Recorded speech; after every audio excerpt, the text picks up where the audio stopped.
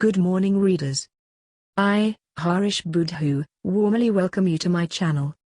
Learn as much as possible from my handwritten articles. This 11th of December 2020 opinion paper.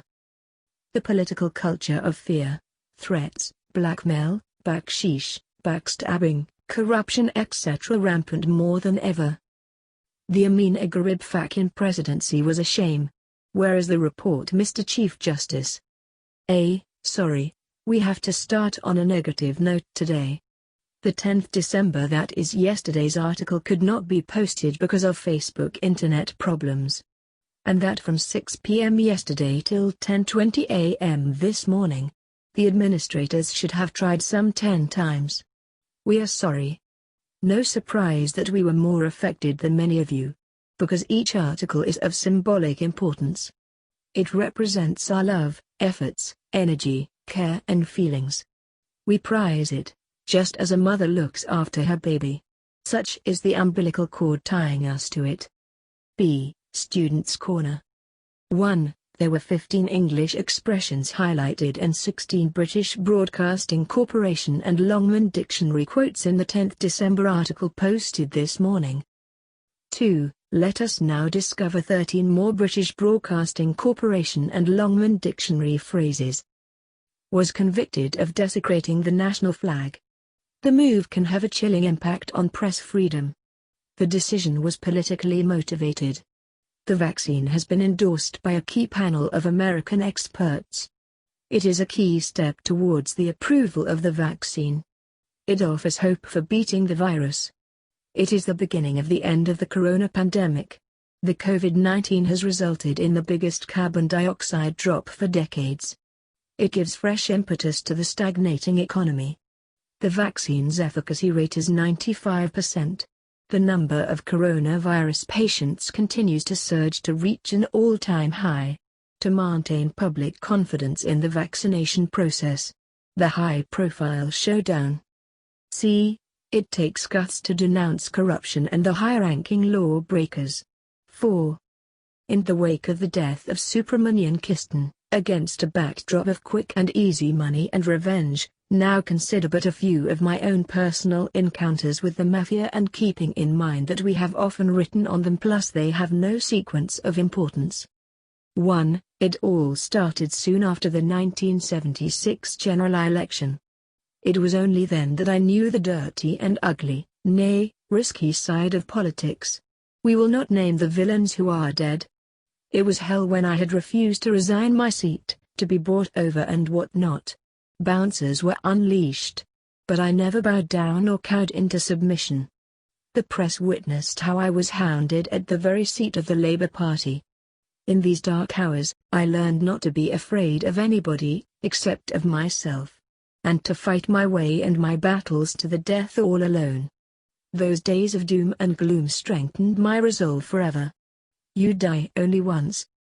2. Come the 1977, 1978, 1979 contestation period, in the Labour Party and the two political pilgrimages throughout the country. Once again, the goondas of some ministers could not frighten me. I stayed among the people, they protected me. The then Prime Minister, Sir Sivujagaram tried hard to buy me over. He couldn't. Not even God can, so to speak. No surprise, Sir Sivujagaram bitterly apologized later. The word fear does not exist in my life dictionary. 3. But the 1979 Commission of Inquiry, on two senior Labour Party ministers, was a real test of my character, strength, courage and endurance. From Highlands to Belter, there was more than 1 mile of dense sugar cane fields, with no human habitation. I had and still have never had recourse to any private bodyguard. It is a different matter when I was Deputy Prime Minister. I was alone in my AJ 616 small Volkswagen car. Many a time, thugs stopped me in the dead of night, on my way back home. Once I had invited some 12 of them, one lady at home. Had tea with them. They revealed the name of the minister who had hatched the plot.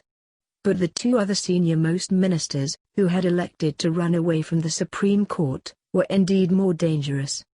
By then, I was stronger. It was an acid test. All their goons, threats and gunny sacks of money, served no purpose. Small wonder that Circe Woozagarambgulam was held hostage.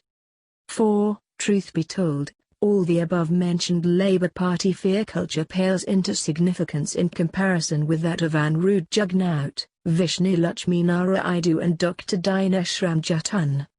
Then Prime Minister, Anirudh, himself was presiding the meeting of criminals and bouncers at Luckhaven. In 1986, the Lalouise public meeting of Anil Khan and others was disturbed. The one of mine was the most violent one. Member of the Legislative Assembly Gungu Singh was assaulted. Police just stood by. Dr. Ramjatan was accused of the rape of a young 13-year-old girl. All my public meetings at Pontiokanis, Quatersborns, Vacoas, Curapipe etc. were violently disrupted, before the very passive eyes of the police. In only one night, 19 threatening calls were recorded on my telephone. All members of my family were harassed. My niece had to be escorted for her high school certificate exams at Queen Elizabeth College. All said, I would have liked to witness the final hour of Anirudh Jugnauth.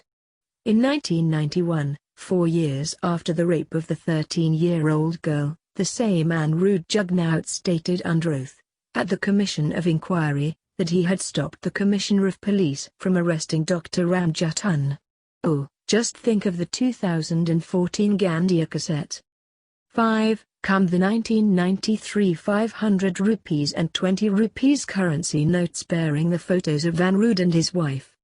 All my public meetings were savagely disturbed by his goons.